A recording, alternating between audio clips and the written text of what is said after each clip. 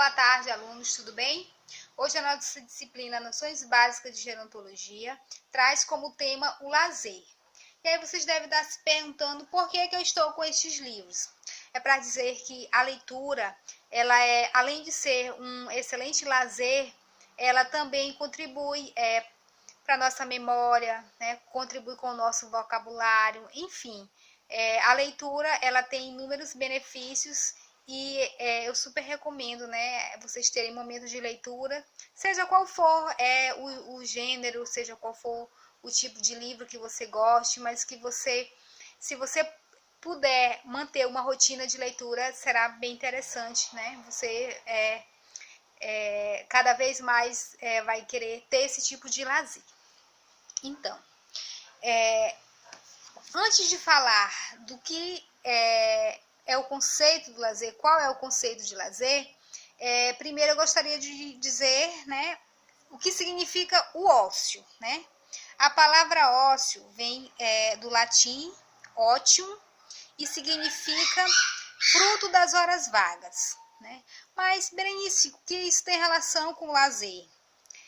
Na Revolução Industrial, houve a separação, a demarcação, né, do tempo de trabalho, né?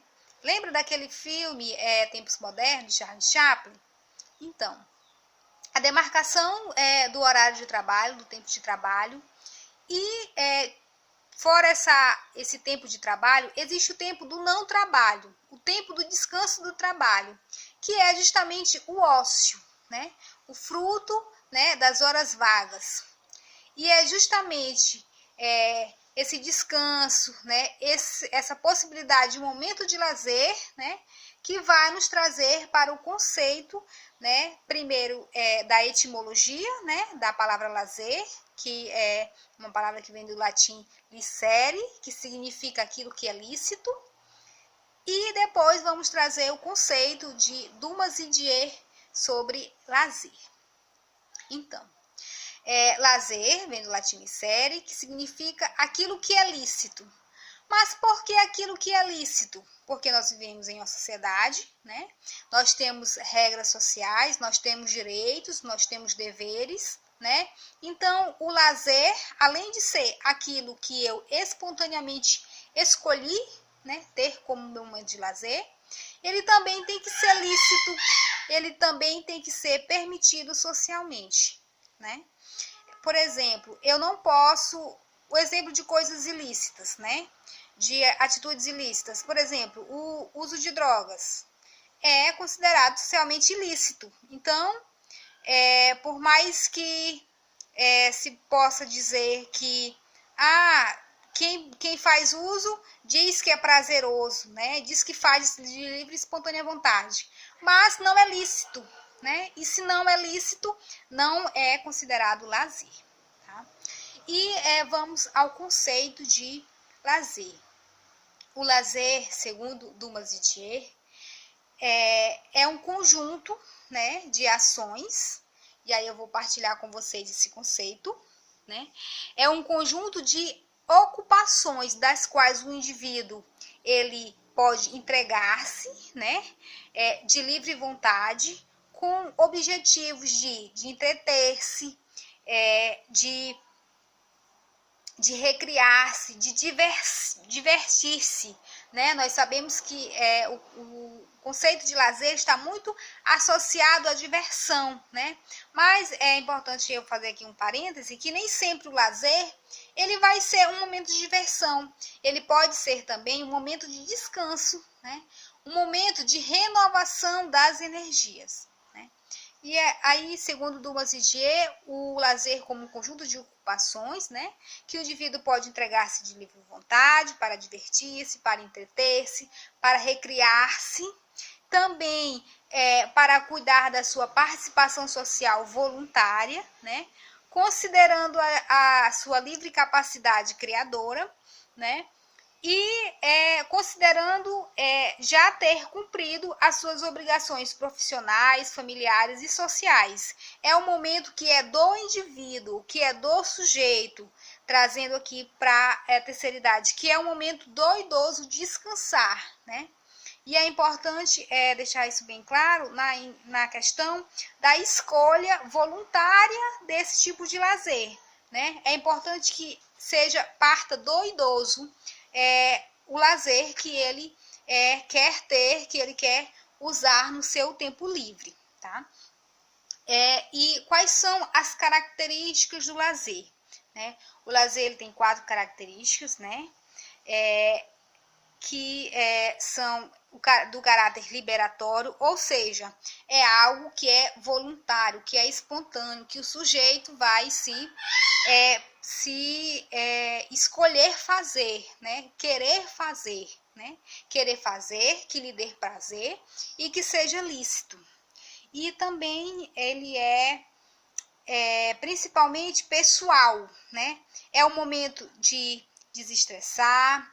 Ele é também desinteressado, ou seja, livre da intenção de lucro, né? Por exemplo, eu sei cozinhar bem, eu amo cozinhar, mas se eu estou usando, né, os pratos que eu sei fazer, as comidas que eu sei fazer para venda, já se torna trabalho. Já não é mais o lazer com a função do lazer de descanso, de recreação, né, que o lazer objetiva, né? E ele também hedonístico, né? E o que quer dizer hedonístico? Que além de eu me desestressar, eu busco um momento de prazer, de relaxamento, né? Então, eu tenho o caráter liberatório, né? Aquilo que é espontâneo. Eu tenho o caráter desinteressado, que eu não busco lucro, né? Se eu buscar lucro através do meu lazer, já é um lazer parcial. E também tem caráter pessoal, ou seja, é aquilo que é o meu momento de desestressar, é o meu momento de uma escolha minha, né, pessoal, e também é um momento, né, de eu fazer ali o meu momento de satisfação, né, o meu momento de relaxamento, tá? E o lazer ele compreende também áreas de atividades culturais, né, que estão relacionadas a atividades manuais, atividades, né, em relação ao aspecto físico, aspecto social, né, do aspecto artístico, do aspecto intelectual. Um exemplo desse aspecto intelectual é a leitura, né, que eu comecei falando desse vídeo. E falando desses aspectos, né, dessas que são compreendidos nas atividades culturais do lazer, as atividades manuais, né? Sempre eu percebo que uma vez ou outra tem alunas postando o seu jardim, né? Ou então seus trabalhos de artesanato, seus trabalhos manuais, né? Um dos locais que me lembra bastante essas atividades são os CRAs, são os Centros de Referência de Assistência Social, que promovem essas atividades, né, como um momento, né, de estar desenvolvendo essas capacidades manuais e também de trabalhando outros aspectos, por exemplo, trabalhando a memória, né, trabalhando a criatividade, se constituindo aí como um momento de lazer, tá? E atividades intelectuais, né? Já falei da leitura, temos também as músicas, os filmes, né? Atividades que ajudam, né, a desenvolver esse aspecto, né, nosso do ser humano e também do idoso, né? Das atividades artísticas, cinema, teatro, exposições, né? São aí atividades que nós podemos ter como atividade de lazer e usufruir dos benefícios que elas proporcionam. E além dessas atividades manuais, atividades intelectuais, atividades artísticas, nós temos também as atividades sociais de lazer. E aí, como o próprio nome já nos indica, né, são as atividades que nos promovem uma maior interação social, uma maior convivência, a construção de o fortalecimento de novas amizades, a construção de novas amizades, o fortalecimento de vínculos, né? Que é muito importante também, a questão também de visitar um familiar, de fortalecer esses vínculos familiares, vínculos afetivos também com a família. Enfim, seja qual for o espaço, sejam espaços privados, sejam espaços públicos, né? É importante que nós tenhamos esse momento de lazer, porque ele traz benefícios, né? No aspecto físico, mental, no aspecto psicológico, no aspecto emocional, né? E sempre que nós falamos, que se fala em lazer, as pessoas associam muito a questão do poder aquisitivo, da renda. E nós havemos de concordar que nós temos muitas atividades, né, que nós podemos fazer, sim, principalmente dentro de casa, já que estamos vivendo uma pandemia, que são atividades de lazer e que podem envolver também a família, né, que convive com esse idoso nesse lar, e que podem sim proporcionar esse momento de lazer. A TV também é uma alternativa, né, considerando aí só tendo cuidado com o conteúdo, né, a ser veiculado nessa TV para o idoso, né. Tem idosos que gostam de atividades manuais, por exemplo, cuidar do jardim, lavar o carro, que gostam do momento da leitura, ou que gostam de um jogo, né. Uma dica também interessante pode ser, se a família, né, estiver presente, por exemplo, realizar um bingo, né, são atividades bem interessantes que proporcionam aí um momento de lazer para o idoso. E quais são os benefícios? Que benefícios são esses no aspecto físico, mental e emocional?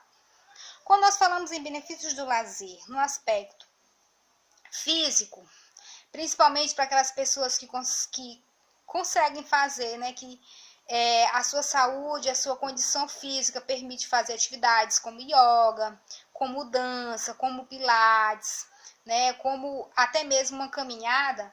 Os benefícios dessas atividades, eles são sentidos no corpo, né, no físico, na mobilidade, né, na questão da flexibilidade do corpo, na qualidade do sono, né. No aspecto mental, a questão da memória, né, exercitar os dois lados do cérebro, aumentar a concentração, a atenção, né. As atividades manuais, elas são bem interessantes nesse aspecto mental.